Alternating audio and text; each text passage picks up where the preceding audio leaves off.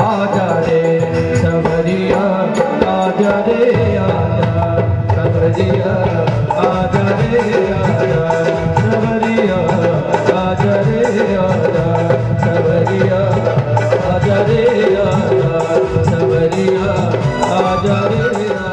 दिल्ली के पश्चिम विहार के ज्वालाहेड़ी में स्थित महाराजा अग्रसेन भवन में कृष्ण जन्माष्टमी के अवसर पर श्रीमद् भागवत कथा का आयोजन किया गया। इसका आयोजन श्री कुंज बिहारी निष्काम सेवा ट्रस्ट द्वारा आयोजित किया गया। हमारी संस्था है, हमारे साथ जुड़ी हुई है, जिसका नाम है कुंज बिहारी निष्काम सेवा ट्रस्ट। इस संस्था का गठन जो किया गया था बहुत साल पहले खाली घूमने के लिए किया गया था, और एक धीरे धीरे एक कारवां, लोग जुड़ते गए, कारवां बनता गया। और इसके तत्वावधान में एक बहुत ही सुंदर धर्मशाला वृंदावन में है, जिसका नाम है सुखधाम भवन। और पानी गांव में इसी संस्था के द्वारा एक गौशाला चलाई जा रही है, जिसके अंदर 600-700 गौओं की सेवा की जाती है। और मोस्टली गौएँ जो हैं सेवा के लायक हैं, उनसे कोई कमाई नहीं होती। ये नहीं है कि उनसे वो दुधारू गाय हैं और उनसे हम उनका दूध निकाल के बेच कर उससे खाली सेवा के लिए है गाय वो। और ये जो कथा होती है हमारे महाराज जी करते हैं कई सालों से।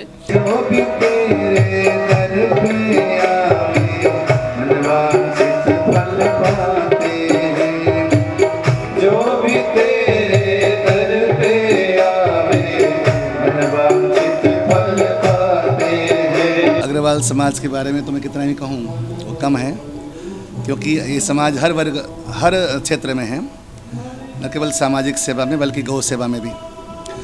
तो यहाँ जो कथा हो रही है विगत 10 साल से मैं कर रहा हूँ, तो यहाँ कथा का मुख्य उद्देश्य है गौ सेवा। हमारे वृंदावन में पानी गांव क्षेत्र है, वहाँ पर लगभग 300 के आसपास गाय हैं और अपनी कई धर्मशालाएं भी हैं। आप सभी उसके कार्यकर्ता हैं, सदस्य जन हैं, और निस्वार्थ भाव से, कोई व्यक्तिगत स्वार्थ नहीं है।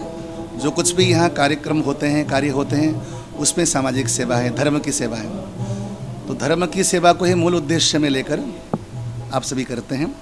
इस संस्था का नाम है श्रीमद् कुंज बिहारी निष्काम सेवा ट्रस्ट।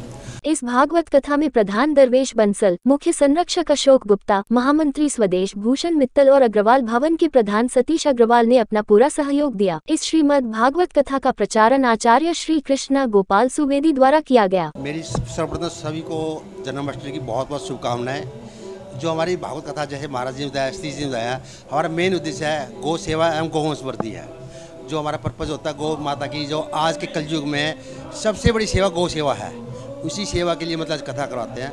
और सभी यहाँ का पश्चिम बिहार के आसपास के, दिल्ली के, पूरी यहाँ से लोग आते हैं, कथा भी सुनते हैं और गौ सेवा में बहुत बड़ा अपना तन मन धन पूरा योगदान भी करते हैं, ताकि हमारे पूरे साल गौ सेवा की अच्छी ढंग से सहायता।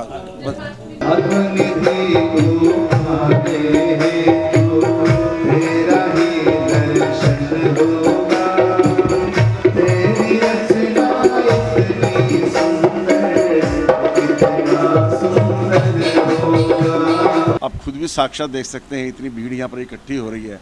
मैं इनको भीड़ नहीं कहूँगा, सच्चे मायने में श्रोता हैं ये, और बिल्कुल आनंद विभोर है। इनको 3 साल के बाद ये मौका मिला है।